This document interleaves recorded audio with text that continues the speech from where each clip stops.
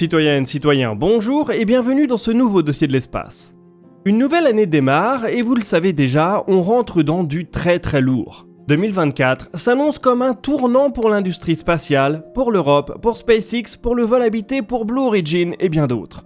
On va aujourd'hui plonger dans ce qui nous attend au cours des 12 prochains mois, mais avant ça, prenons déjà le temps de revenir rapidement sur ce qu'il s'est passé en 2023.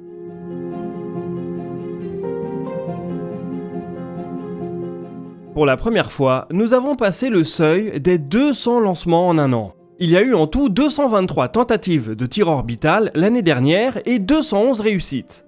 C'est encore une progression énorme par rapport à l'année dernière, qui était déjà une année record. Bon, on dit ça tous les ans et cela va probablement continuer. Il ne serait pas étonnant que 2024 nous fasse passer le seuil des 250 lancements annuels, voire nous approche des 300. Quand on y pense, on se rapproche donc du rythme d'un lancement par jour en moyenne. Comme ça, on n'a jamais le temps de s'ennuyer.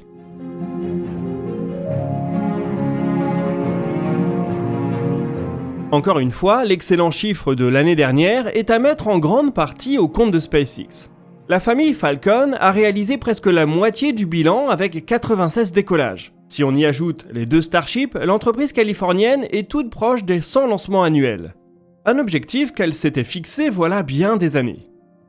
La Chine brille également par son activité avec 67 tirs dont une petite partie est à mettre au compte du New Space. Il y a 2 ans, la Chine faisait jeu égal avec les États-Unis, mais tant que Pékin n'a pas son propre SpaceX, la distance devrait continuer à se creuser.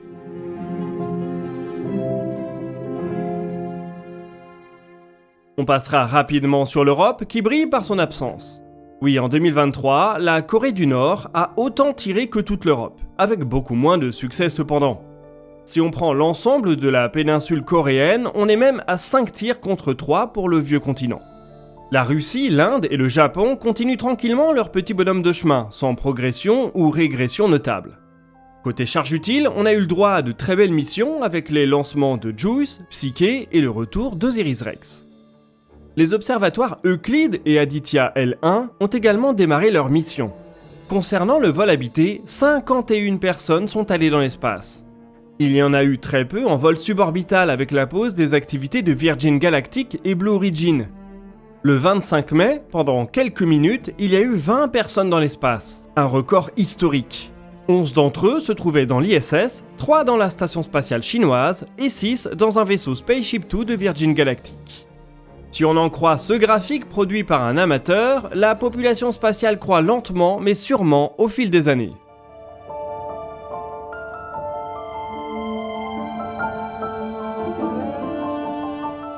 « 2023 nous a également régalé d'un flux continu d'observations astronomiques, qu'il est impossible de résumer rapidement. Le Space Telescope Science Institute référence plus de 400 publications liées à James Webb sur la période. En moyenne, plus d'1 par jour. On parle ici d'un unique observatoire, certes très prolifique, mais tout de même. Quand je vous disais qu'il y aurait de quoi faire une chaîne YouTube entièrement dédiée aux résultats du télescope géant, je plaisantais à peine.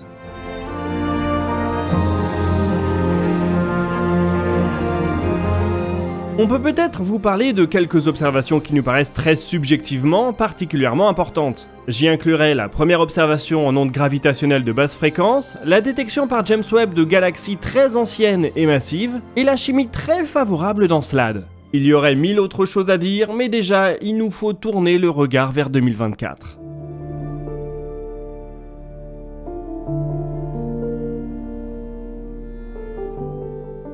Bon, inutile de nous attarder sur des prévisions statistiques. On peut raisonnablement parier qu'il y aura plus de lancements que l'année 2023. Toutes les fusées ne se valent cependant pas et en 2024, on devrait voir arriver un certain nombre de poids lourds. Le premier nous viendra d'ULA. Sa nouvelle fusée Vulcan Centaur doit effectuer son baptême de l'espace dans quelques jours, après des années de retard.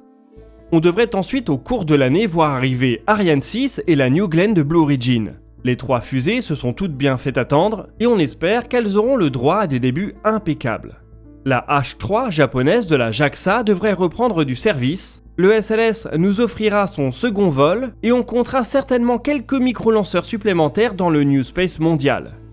On sera curieux de voir si certaines entreprises européennes parviennent à être au rendez-vous. Isar Aerospace communique par exemple sur un premier lancement cette année, mais il va falloir avancer à toute allure pour assurer la promesse.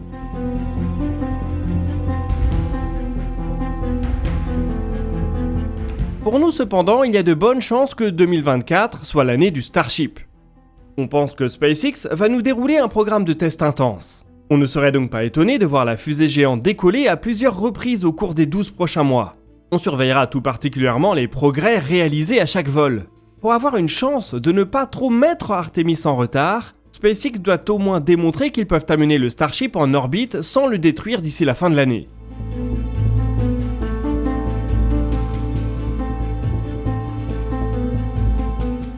Artemis et la Lune vont justement être au centre de l'actualité de 2024. Le programme CLPS va enfin commencer à envoyer des atterrisseurs sur notre satellite. Cela commencera dans quelques jours et on devrait voir plusieurs missions américaines à la surface de la Lune d'ici décembre. En fin d'année, Artemis 2 sera la mission habitée la plus ambitieuse depuis un demi-siècle. Elle devrait clairement être le point culminant de l'année. Elle enverra des astronautes passer derrière la Lune plus loin qu'aucun humain n'a été avant eux. La mission devrait durer environ 3 semaines qui s'annoncent palpitantes.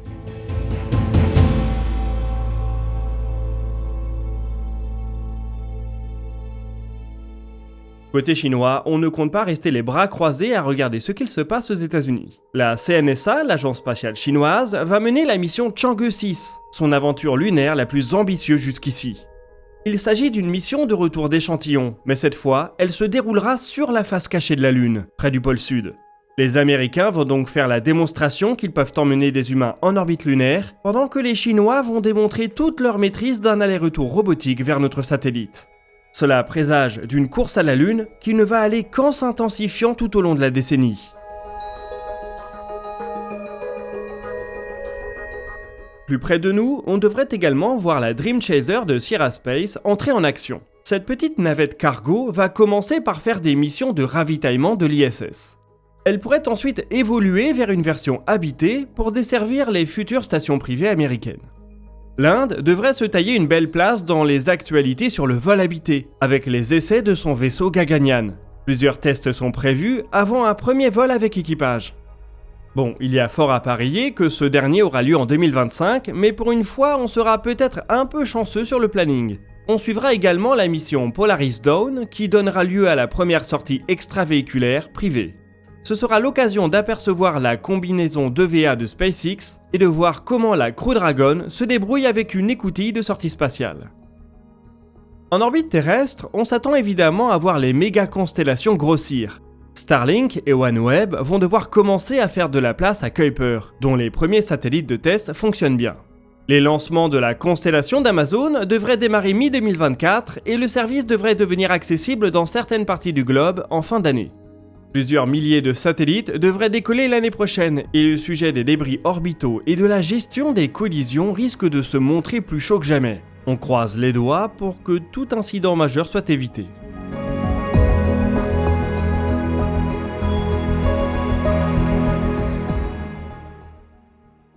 Concernant l'exploration du système solaire, en dehors de la Lune, on note 2 missions de premier plan. La première est Europa Clipper, une sonde américaine qui va entamer un long voyage pour se mettre en orbite autour de Jupiter. Cela lui permettra à terme d'étudier tout particulièrement la lune jovienne Europe au cours de nombreux survols.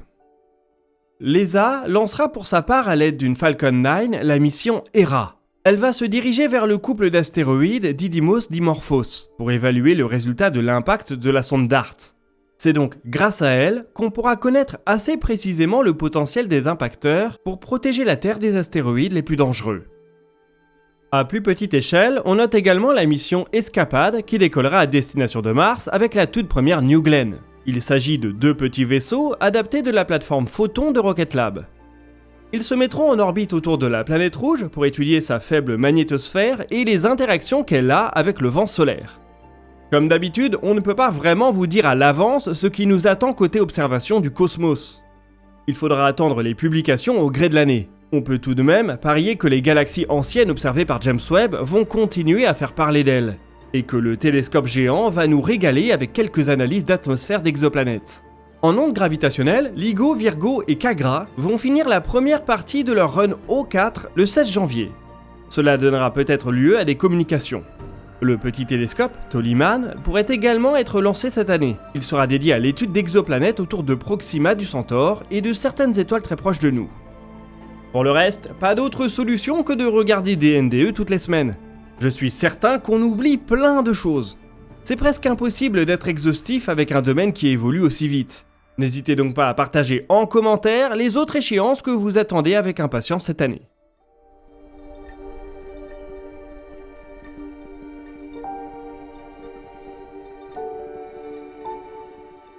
Nous voici en tout cas arrivés au bout de ce dossier de l'espace. Vous pouvez encore une fois partager vos questions et vos remarques dans les commentaires. On y répondra dans la vidéo qui sortira le dimanche 14 janvier à 18 h. Vous pouvez consulter la description pour retrouver nos sources et nos réseaux sociaux. On se donne rendez-vous très rapidement en live et en vidéo, et d'ici là, citoyennes, citoyens, portez-vous bien.